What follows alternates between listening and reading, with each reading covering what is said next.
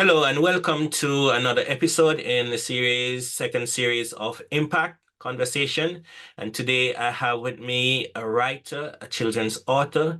She is an amazing lady who have been working with companies, organizations, and charities, proofreading. She have written children's storybooks, and she is an amazing mother. She's also a governor for a local school, and basically she is, you could say, my neighbor. We live in the same community. So I just want to welcome Allison Parkinson. Welcome, Allison. Hello, thank you very much for having me. Thank you very much for joining. Um, you have done some amazing work in writing children's stories, and you have done some writing for different organizations. But tell us about who is Allison? Oh, well, I was born. Although I live in London, I wasn't born in London. I was born in Jersey, um, a tiny island in the middle of the English Channel, and I came to London in 1990. So I've spent more of my life in London now than I did in Jersey, but I still have a real connection to the island. And I was very lucky. My parents and my grandparents that lived on the island were they were ordinary people. And I had a very, very happy childhood, very lucky in terms of the environment where we lived, close to the sea, which is something that I'm passionate about. And yeah, a very loving family. And I would say that I had myself and my two sisters. We had my dad as the best storyteller in the world. He used to always tell us stories as children. Excuse me.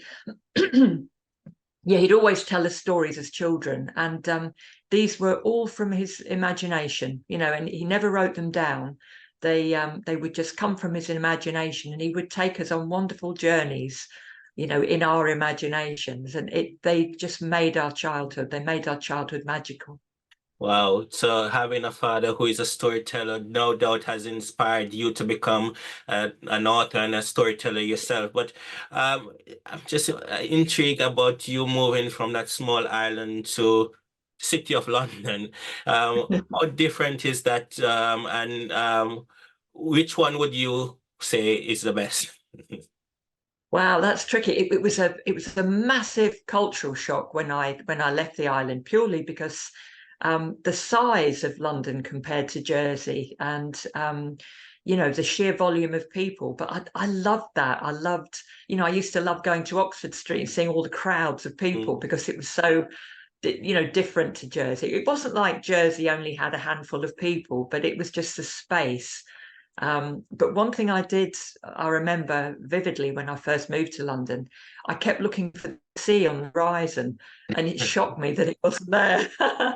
But no, my mum and dad were from Yorkshire, so I always had a link with the UK.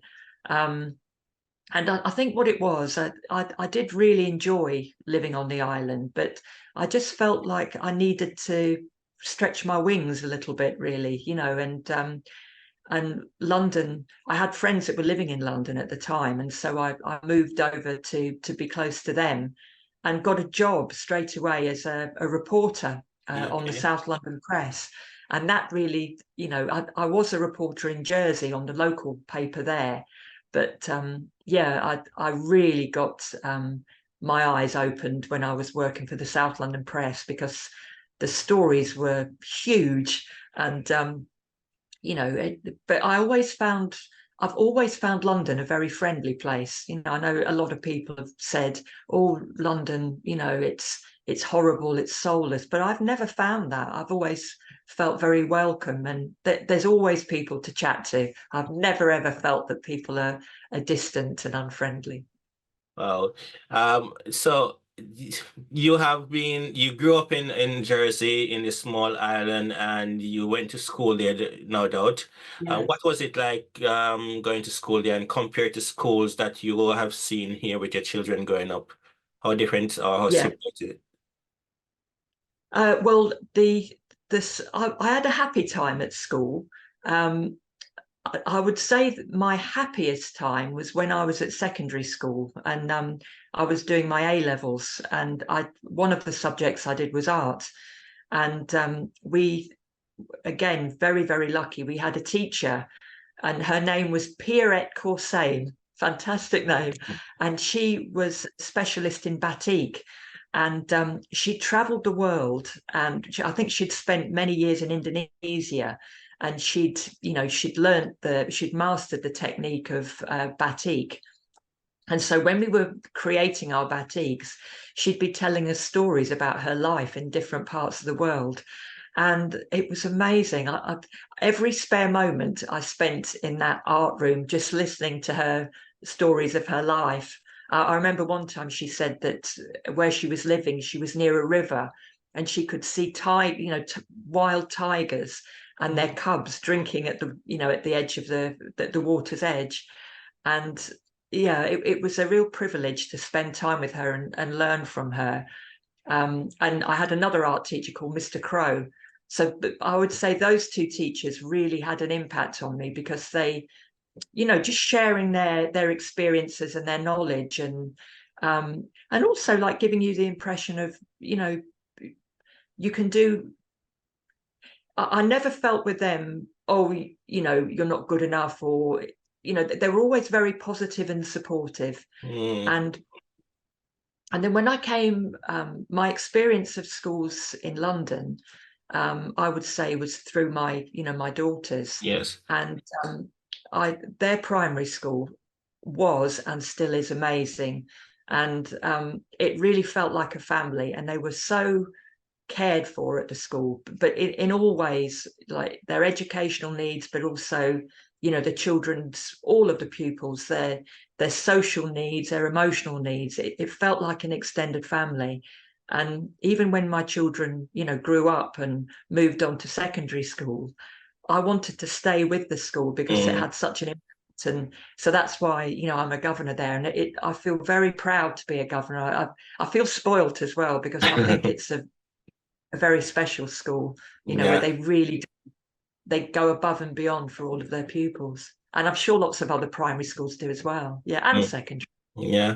But that was my experience. Yeah, it's interesting that it was secondary school. You got that that rush of, or that impact that was on you, that stayed with you for so long, that has inspired you to become an artist. I no doubt you do a lot of illustration with your books, but also just listening to stories or the experiences of their teachers. So, as a young child, did you ever wanted to become a writer or an author, or was it more on the art side?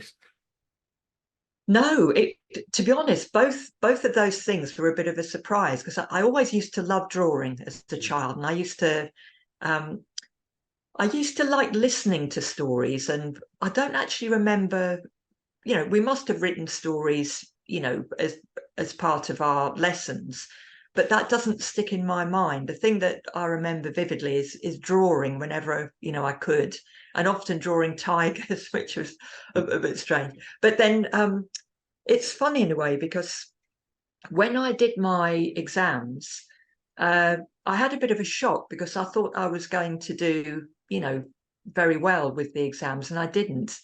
And so it put me off for a few years, because I just thought, well, I'm not very good at drawing, because Mm. the exam result says so. And it was only in later years that, when I started writing the children's books and drawing the pictures, that I had a bit of a change of mind, really. And it teaches you resilience, I think, because we all have, we all encounter problems in our Yeah. lives, and barriers. And I think sometimes you just have to think, well, that happened, but I can just move on from it. And so, no, I never ever intended to write children's stories, but it happened accidentally. And so did the illustrations, because I sketched some illustrations to show to a friend who's a graphic designer, because I wanted her to recommend an illustrator for me. Right. And she looked at my pictures and she said, well, use yours. And at first I thought, no, I can't do that. They're not good enough. And then something happened. I thought, no, why don't I? What's the worst that can happen? You know, some people might like them, some might not. It's not the end of the world. So that's taught me a valuable lesson, really, that I pass on to children. That's interesting that, and I'm wondering what is it that, it was that result in your exam that said, no, the result says it, that means I'm not good enough. And I'm just wondering how many children, how many people have, gone through that experience where they might have failed a test and failed something and thinking, no, I'm not good enough. But yet you had that in you and it wasn't about what others think, about what you had in you. Exactly. I think it's a case of sometimes you should just do things for the love of it, you know, Mm, and exams, they're not perfect because they only judge a person at a certain time on a certain day. And they, in my opinion, that they don't really judge your overall knowledge or your overall ability. And I think your knowledge and ability grows as you grow as well, and as you get older. So I would just say, even if you do get a poor result and one that you weren't expecting, don't let it define you, because it was just a moment in time, and you can things change, and it's all a learning curve as well. So it's yeah, it's all part of learning, and you just continue and do things that bring you joy, I would say, yeah. just keep on doing things like that, and they might not come to you for many years, but just keep your mind and your heart open to opportunities. That's what I'd recommend to all people of all ages. Yeah, that's a good recommendation. And you also talk about you didn't think you were a good storyteller, or you probably wrote stories but you didn't think they were good enough. But would you say art is a way of telling stories? And that's what you were Yeah. doing, but not realizing that you were actually telling your stories through the art. Yes, and when I get the opportunity to speak to children and encourage them to create their own stories, I always say that to them. Create the story in the format that you want it to be in. So it could be, it could be a drawing, it could be a play, a poem. It doesn't have to be a book, in chapters, or it can be whatever feels right for you.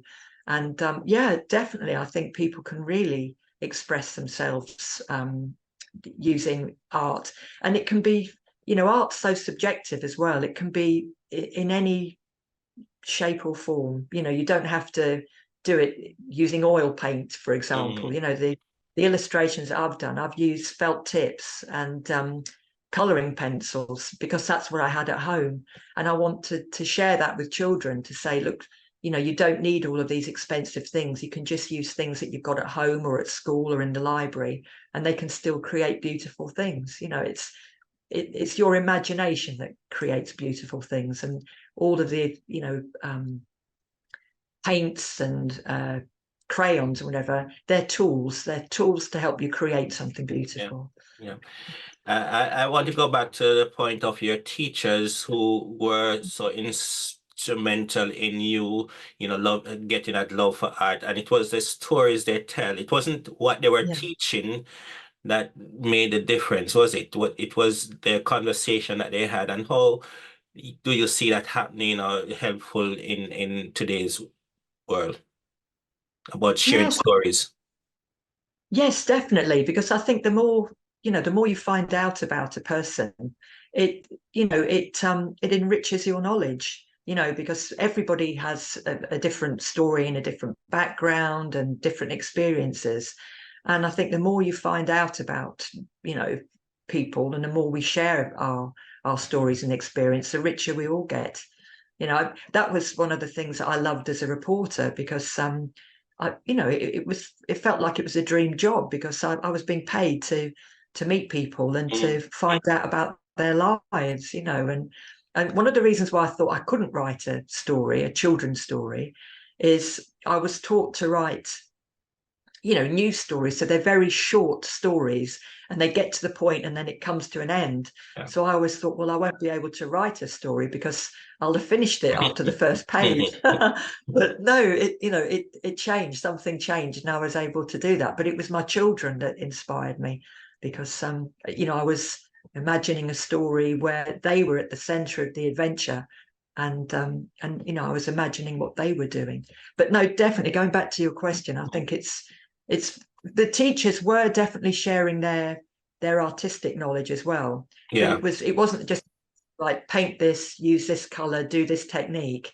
They were giving me all of that information, as well as weaving in this fantastic story about their own lives as well, especially Madame Coursaine, because as I say, her life was like an adventure book. Amazing. And I think, me growing up in Jamaica and coming to this country and being a teacher for over 20 years now, I always find that children are fascinated to learn about me and my culture and about what I used to do as a child and where I grew up. And, it's that wanting to know more about the person rather than what they're teaching, because sometimes it's a hidden curriculum, I would say, that makes a difference Yes, to children. And, children can relate. Some children might be able to relate to your experience and be inspired by that. definitely, definitely. You also mentioned about, the common theme in your work and whatever you do is people. Yes. Why is it so important to, focus on people?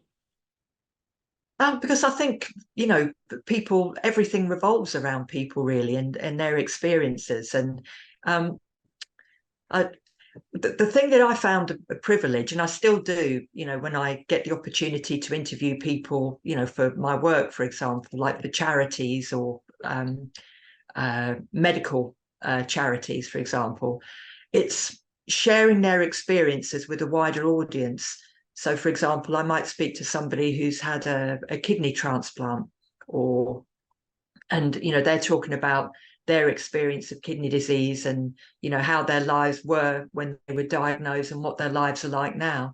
And it it feels a privilege to be able to share their story, and by sharing their story it helps other people who might find themselves in a similar situation. So I feel storytelling brings people together, you know, and even people that might not have, you know, that their lives may be very, very different, but it might be one thing that connects them. And you know, to be able to be part of that connection, I feel it's a real privilege. Okay. You have two children, two Yes, daughters, that's right, too. right? Two daughters, and they, you said, were the inspiration for you to getting into writing children's stories. Tell us, how did they inspire you to do that? Yeah, well, it happened because we were there's a you know, an activity that happens every year, World Book Day, Yeah. and you know, and schools encourage children to come as their favorite book character. And I remember one particular year we'd left it very late to try and, you know, make some outfits at home for characters. And and I remember my youngest daughter was suggesting different characters that she could go as, and we didn't have any of the, you know, we I didn't have any of the outfits that she could wear that would make her, you know, become this character. And a lot of them, but the gist, the crux of it was none of the characters in all of the books that my children were reading, none of them looked like them, and Mm, that was the issue. And I remember my youngest daughter, because my daughter's a mixed race, you're right. and I remember, you know, my youngest daughter got really cross because she said, I can't think of anybody in a chapter book that looks like me. Mm, And I thought, yeah, you know, completely, you know, completely understand. And then out of the blue, a story idea came into my head and it wouldn't go away. And I, you know, I thought, where's this come from? And at first I thought, right, I'll just write a few notes down, and then started to develop the story. But it was purely for them. And I remember, you know, writing it and reading it to them on holiday, just to see what they thought about it. And yeah, so the idea of it was I wanted to create a character based on them who was, you know, she was like an adventurer. She was brave, she was funny, she was kind, she was just like them. She was just a normal schoolgirl like them, who goes on a, you know, amazing adventures. Because if we did see any books where there were characters that look remotely like them, most of the time in chapter books right. they you know, they were never the central character. Mm, And if they were there, they were victims of some sort, or they were never developed. They were either just little characters on the side that were quite two-dimensional, or they had traumas in their life. It was quite stereotyped, and I thought, no, I want this character to be just like my daughters and go on amazing adventures, almost like Indiana Jones, but Right. a young version, and that's where the idea came about, and it was all because of my daughters. Interesting you mentioned, because that's a debate or topic that has been around for a while, whether it's in storybooks or in movies or in plays. It's Yeah, very difficult to find people of mixed race or of color being a central theme of stories, or them being not the stereotypical characters that you will see. And you yeah. have taken that to change it into a positive way. Have you seen any impact of your work since then, or any changes or any Yes. shift in stories or books? Yes. Well, since starting to write the stories, because that was about, I think the idea came into my head probably about 10 years ago. And over those 10 years, things have started to change. And there are now far more books out there that are, more diverse, but there's still a very long way to go. That there are some really good books now, but there's room for many, many more. Um, what I've noticed though, when I've gone into schools or met children at different uh, events, is their reaction to the books as well. And one thing that I've been really pleased about is when I was originally coming up with a story, I was told it might be an idea to change your character to a boy, because girls will read about boys, but boys won't read about girls. And I thought, well, I'm not going to do that, because the whole Yeah. point is it's about my daughters, and we Hmm. couldn't find any girls that looked like them in books. But in getting feedback from the books, boys really like the story, and they're not put off because the lead character's a girl. So I've been really pleased with that. And yeah, so definitely things are improving, and lots of, so you've got lots of books traditionally published that are more diverse now, and there's a whole raft of self-published authors that are writing amazing books. I'm self-published as well, and I think it's going to take a bit more time for for self-published authors to get the credence I think Yeah. that they deserve, because those stories shouldn't be ignored. It shouldn't just be focusing on traditionally published stories, because there's a much wider range of stories available for people to choose from. And I guess it's in some way, how do we make sure we get children to think about, themselves being represented in all spheres of life? Because sometimes, in this country where, children of mixed race or, BME children, they're Yeah, being taught by, people who probably not understanding the culture, and there's a curriculum that is there for them to learn from. But is how do we get our children, like your daughters, to say, well, hold on, there's nothing to represent me. How can I represent that? And what work can be done for that? And how do you see that? How do we inspire children to take the lead in this? I think it's to encourage children to, when they're thinking of stories, to put themselves at the center of adventures. And so, or, at the center of any story. So if they're used to creating stories themselves, where they're the ones living the experience and going on adventures, then I think there'll be more of a demand for books that reflect that. And I think the more that children create those stories themselves and seek out those stories, more stories will be created for them, I think. But I think it'll be a slow process, but it's almost like customer demand. I think the Mm. more children and parents demand books that reflect their lives, um, then more variety will come. Yeah. Do you think your experience of being in a mixed race relationship, um, give you an advantage to kind of understand the culture, saying, yeah, I want this, I want that, where it might not be so the case if you hadn't? Yes, yes, definitely. Yeah, because I think, if it doesn't impact your life directly, you might not be aware of it, and one of the things I did with my books as well that was really important for me, um, I wanted to use the books to explain a little bit about our lives as well, and Mhm. talk about our heritage. So, like my husband's parents are from Jamaica, and they travelled from Jamaica to the UK, and my grandparents travelled from Yorkshire to Jersey. So, in our lives, both sets of parents and grandparents have travelled across seas to start new lives.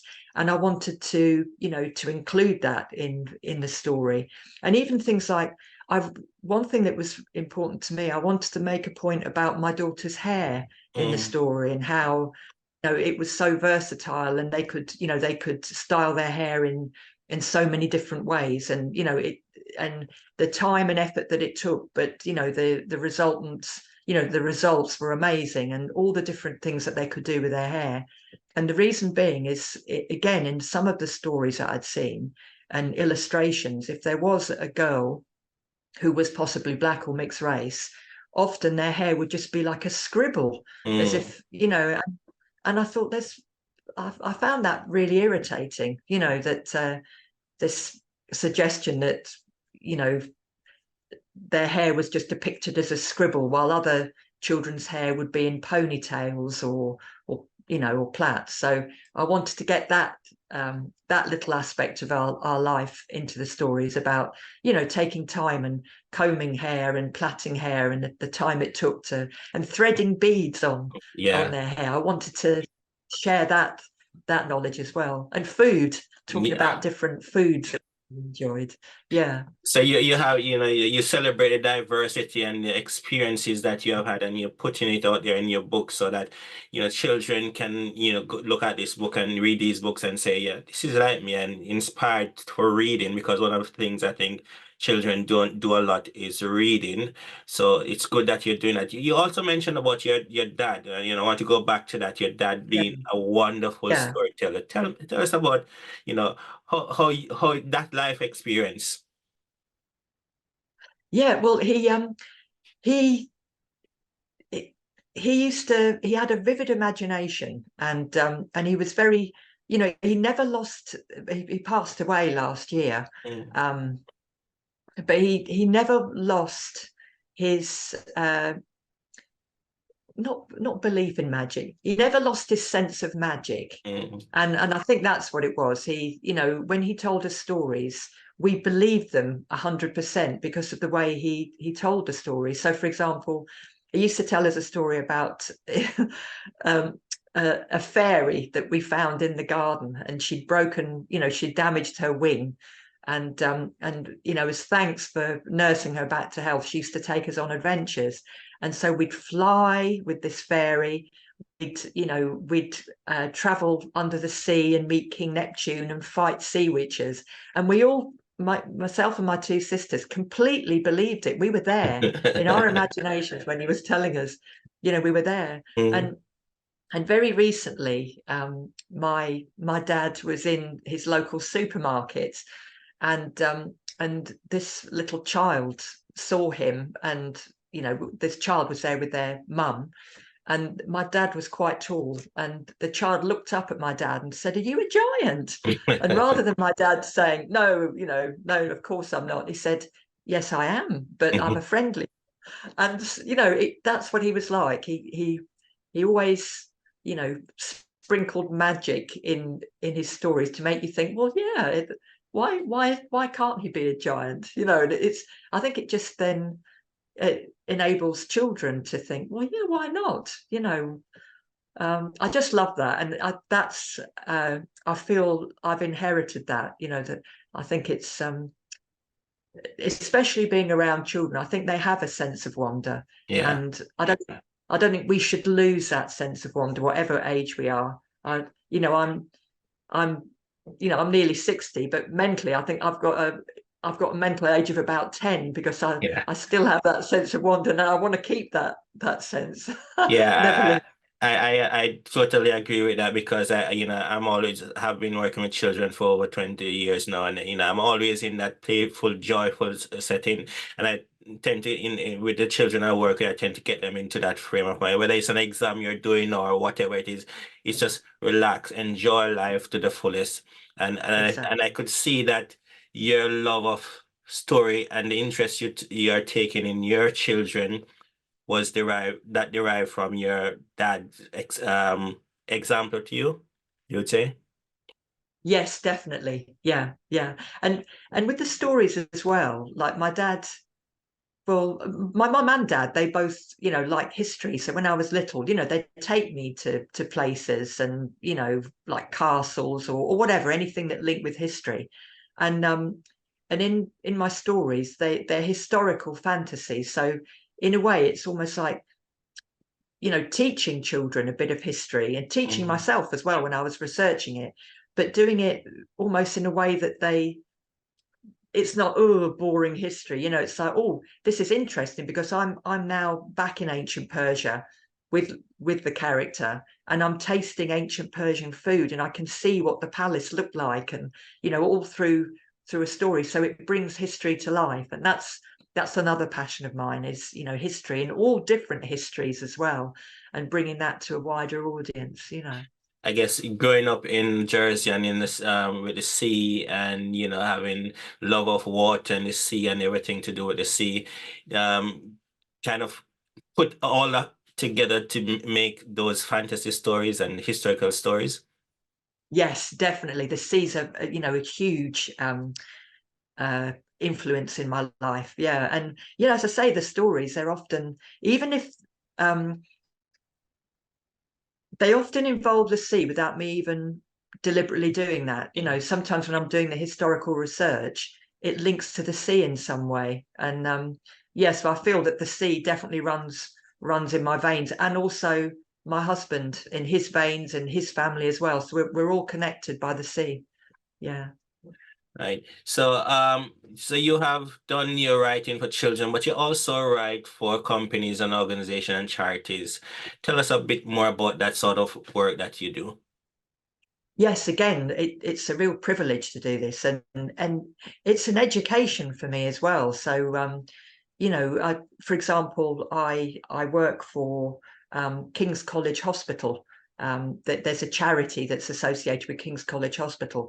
So often they'll ask me to interview surgeons, patients, medical researchers to find out about the work they're doing, and it's mind blowing. What they're doing in terms of research into liver cancer, for example, or Kidney Research UK is another charity that I work for, and being able to speak to doctors and scientists about how they're working to help patients, but then working with patients as well, because they're it's not a case of them saying, well, we're going to do this because we're the medical experts. It's like, no, we're going to ask you what your experience is, because this is, you're living this. You've Yeah. got a particular position.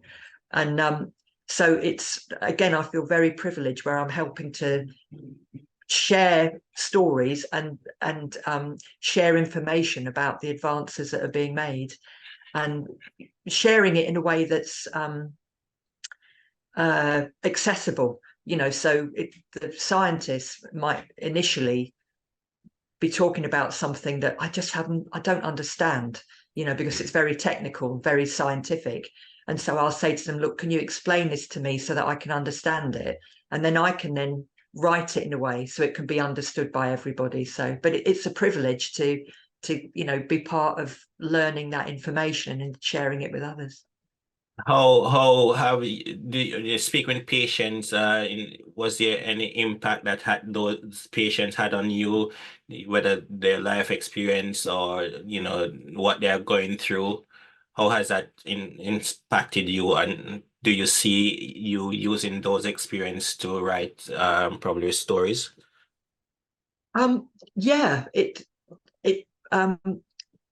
sometimes the storytelling, or sometimes the interviews can be quite tough. I remember one interview where I spoke to a mum who'd lost her daughter, and being a parent myself, I was dreading the interview because I thought, oh, you just don't want to imagine what that situation would be like. Right. But the the mum was telling me that her daughter was such an inspiration to them, and even though she had a very short life, she loved every minute of her life, and they wanted to continue that as a tribute to her. So they created a almost like a trust to celebrate the little girl's life and to do good and help other people. So again, I found that a real privilege to be able to share that joy in writing and tell people about just what a special little girl this girl had been and how her legacy continued. So even though I remember after interviewing the mum, I got very upset, um, even thinking about it now. um, so yeah, sometimes it does have an effect on you, but I felt it was really, again, I keep saying privilege, but it was a privilege to be able to share that story and also write it in a way that the mum was really happy with it as well. Yeah. So sometimes it can be really tough, but then when you've done something that will make a difference, and but the key thing is that people involved are happy with it, then that's a great feeling. Yeah, I don't know why that made me feel emotional, but it just triggered just that memory of interviewing, Mm. and yeah, it does, it gets to you. You I can't guess leave. the different experience, the impact of others' experience really can change your outlook and your view on life and your living. So I guess that is something that you experience on both sides, whether it's in your personal experience or experiencing with others who have gone through difficult times. Yes, definitely. Like, for example, when I've spoken to people who have kidney disease, and it's very varied because people have very different experiences. But some people, they have a very, very tough time on a daily basis. And they were saying, but to the outside world, people just think, oh well, you might, well, if you have uh, if you have kidney failure, well, you just go on dialysis and then you just carry Mm. on with your life. Mm. And then they explain, dialysis is a very, it has such an impact on your life. And then they've explained to me how it has that impact, and then sharing that information. And that can make a difference. So, for example, the charity is really keen to share the reality of kidney disease because they were saying it's almost like a hidden epidemic, and unless policymakers and politicians know the true story about what it's like to live with a condition like kidney disease, things aren't ever going to change. So they need to know the hard facts, and to be able to be part of that process, to share those facts so that change happens, is very powerful, and again, a privilege. Yeah. So you have the experience of writing for those sort of charities and experience of people working or going through difficult times, but you also have the experience of writing for travel blogs and to promote places Yes. of travel. So that's on another side of the writing experience. Definitely. And that example that you gave, it's funny really because it was to promote an area of northern France, and it was talking about the richness of the area in terms of the landscape, the food and the drink. And I remember writing a piece about it was a restaurant, and it made me really, really hungry when I was writing, because I was describing the different foods, the cheeses and things that Mhm. they created and they sold.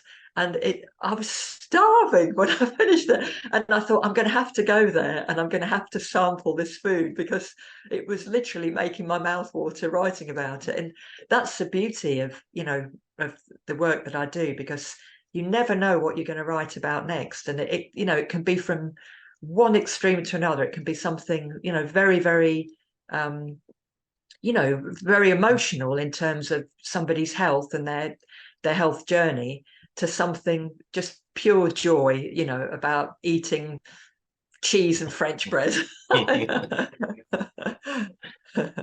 So yeah, your writing takes you from one extreme to the other. Which one do you enjoy the most? Oh, that's tricky, really. I enjoy them all because they're all very different, but it's I suppose the thing is it's gaining new experiences through others experiences. So it's just learning all the time, and I think I'm hungry for knowledge, and I love that because that feeds, that the work feeds that hunger, because I get to find out so much about different people and different places. So it's a joy each time, but for different reasons, really. So, in the life of an author, a writer, somebody who has been writing for all their life, what is a day in the life of a writer, Allison Parkinson? What is that like? Well, it fluctuates. And I would say if anybody, feels that they've got a story that they want to share in terms of, writing a story, I would say just be patient, and, you have to be determined and you have to keep on at it, but don't be too hard on yourself thinking, right, I've come up with the idea and I want to get it published as a book by next week, and I want it to be a bestseller by the week, by the Mhm. week after that. It's a long slog, and I always imagine it like a snowball. You're pushing a snowball, and as long as you keep moving, it's getting bigger and bigger and bigger, and you just have to keep on at it. And um, you know, uh, try not to cut corners. Take time writing the story so it's the best it can be. But then after a certain period of time, you know, just do it, then move on to the next stage. Because I think a lot of people, me included, you procrastinate, Yeah. and it's not quite there yet, it's not good enough. But sometimes you just have to take that leap of faith and just say, no, I'm gonna go on to the next level now, and I'm going to, you know, um, I'm going to look into self-publishing, or I'm going to look into, getting taking a course about, writing or whatever.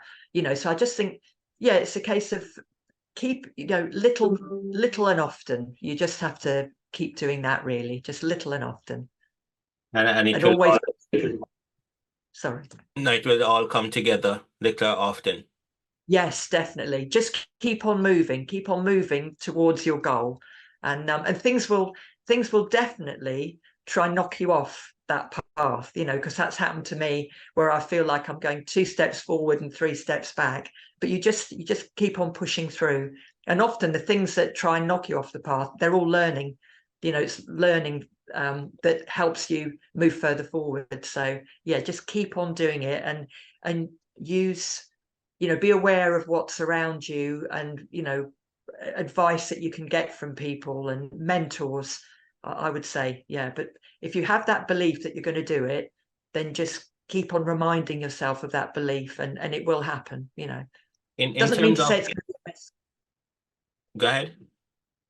So that doesn't mean that it has to be a bestseller. It's like, Mm. create something for you and for the joy that it brings. And then if it then becomes successful, that's a bonus. But don't write, for that purpose that you want to, be the next thing since sliced bread. Yeah. Do it for the joy. Yeah, and that will come out, I think, in when you're talking to people about your work, that joy will come out. I think that's a very, very good advice. I always recommend that, you do it for yourself, you do it for the love of it. And if you're doing it, if you have children and you're doing it for your children, then others will come along. It's not about gaining the glory. If the glory Yeah. is to come, it will come, but you have that joy of doing it for yourself. And I think Yes. that's a very good advice. So to date, you have how many books? Four series? I've published 7 so far. Seven? So there's a series of 3. So chapter books and picture books. Yeah. So there's the the story that's based on my daughters, the Lorella Swift stories. That's 3 books, Right. and then I've got picture books as well on different themes. Some of them about tigers, and another one which is based on my daughters, and my dad's in that as a grandpa. And that story is based on a story that he told me, a real life story that happened to him when he was younger. So that was the basis for that picture book. And I've got more in the pipeline as well. I've written a few more, but I still need to do the illustrations. And I've also got another chapter book that I'm writing that's going to be set in Jersey, because it's almost like a love letter to Jersey, but for all ages. Yeah. So you do all the illustration yourself? Yes, at the moment, yes, and I'm trying to improve on those as well, because yeah, again, it's all about just polishing things as you go along. So maybe for other illustrations, I might try using paints to create the images, rather than felt tips and pencils, and maybe develop it. But we'll see what happens. So the Laura Swift and the Keys of Time, and you have the Laura Yeah. Swift and the Voyage of Discovery. Those are all based on your daughter. And is your daughter Laura? Lorella? I have 2 daughters, Ella and Laura. So I created a character called Lorella. So she's a mixture of both of them. Okay, so you put in both of them in your stories. And Tiger Yeah. Steel, those are they in those stories too? Not in the tiger ones, but I am. But I didn't. That was accidental. There's in those stories, there's a tiger called Zarif, and there's a cat-loving lady. And the cat-loving lady I've discovered is me. And I've also discovered that Zarif is me as well. He's my alter ego. So if I Uh, was a tiger, I'd be like Zarif.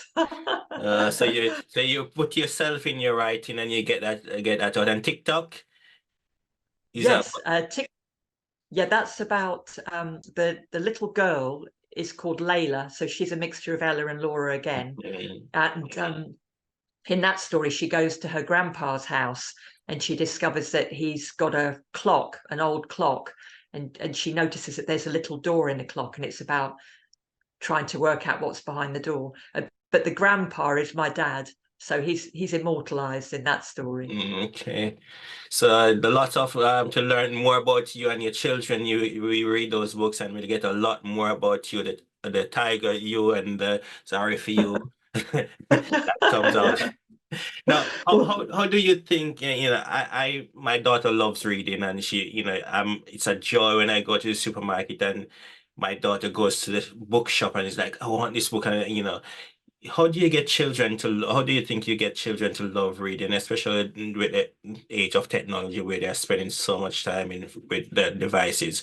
What is it that you recommend or you would say would help children to love reading or get into reading more? Well, I used to love, although I used to like reading as a child, the thing that I loved more was to have a story read to me. So Mhm. I would say, encourage children to, or read to children. And because I think once they get past a certain age, the emphasis is on them to read themselves, which Yeah, is good. But I think there's nothing better than having a story read to you, whatever your age, because audio books are obviously a big thing, because adults like to have a story read to them as yeah, well.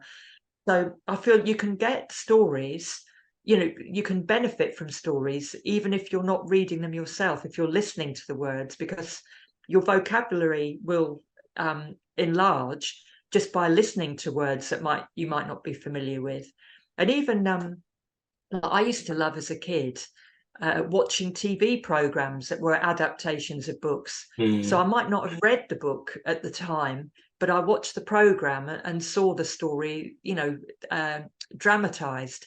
And so I really, that expanded my imagination by watching stories. So watching, listening, and reading, I think are 3 really important things. And I would say try not to force it with children as well, because I think as soon as you're forced to do something, the joy gets sucked out of it. yeah. And reading a comic is reading. It doesn't have it doesn't have to be War and Peace. You can read a comic and still get a lot out of it. So reading a newspaper. I used to love reading newspapers as a child because we'd have that in the house, and so that's probably what got me into, being a reporter, because I remember reading stories, as a child, that my grandma would have a newspaper and I'd just be reading those stories and subliminally taking in how the Yeah. stories were written, really.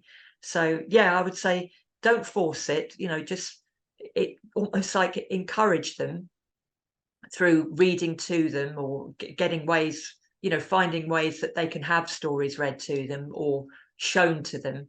And then I think the desire to read will come naturally, I think I think that yeah, I remember when my daughter was very young, we'd have those books and she'll just flicking through and you're telling the stories, or if you're going on journeys, long journeys, you're playing some stories in on the radio so they're listening to the stories, and it's about just sharing those ideas and Yeah. making the books available to them. So it's always something good to have. So I Yes. think that's really good. No, you would you say reading the book first or watching the movie of the book first? Which one would you say?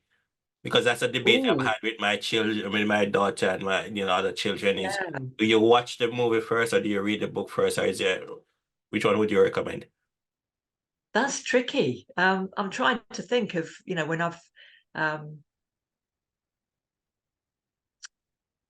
oh, that's really hard. I think they've both got benefits because, for example, one of my favorite books, and it's a children's series, but I feel that, it's just as good for adults, is the Philip Pullman series, his Dark Materials. Mhm.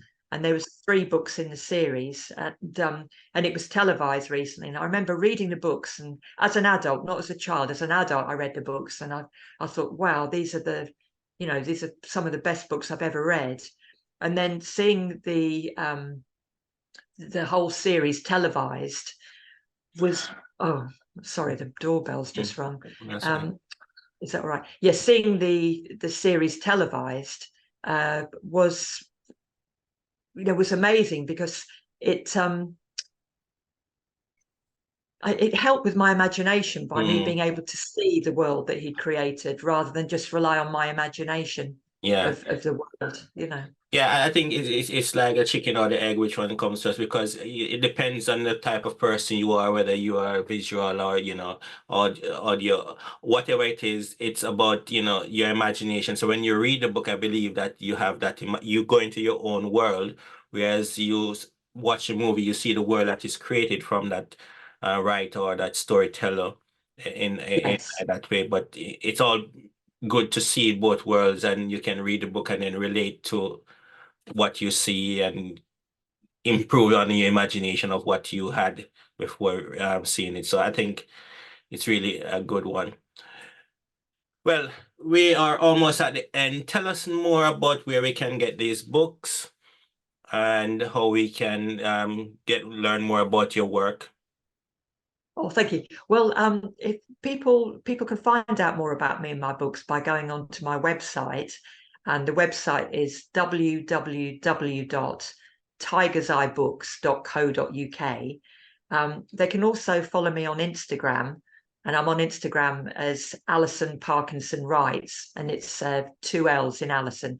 And on Instagram, I always, put up the latest information about what I'm doing, if I'm doing events or workshops and things like that. So up to date information about what I'm doing, what books I'm working on, and things like that. So they're probably the best 2 channels, my website and Instagram as well. Okay. And where can you get your books to buy? My books are available globally online. So you've got Amazon, for example, and also online bookstores such as Waterstones and Blackwell's. And yeah, I found out recently they're on sale in Walmart in America. Mm. So the way that they're published, yeah, they're available globally, and people can just order a copy, and then a copy is printed in their local area. So it's good for the environment as well. It's called the system's called print on demand. Okay. The books, yeah, the books are also available in some local bookshops as well. And I also sell them at fairs in and around where I live, and London, the London area. So yeah, I always go to fairs and markets and things like that where I can promote the books and sign them for people too. Good, good. And you say you do workshops. Tell us more about the workshops you do. Yes, I love doing these. I do storytelling sessions where I read the picture books, and I have a fantastic life-size tiger that I bring along with me. And the children love Zarif the tiger that I bring along. But the workshop that I do, it's a story crafting workshop where I tell children about why I started writing in the first place, so about my daughters, and then I share with them how I created my stories and what I used to help develop plots.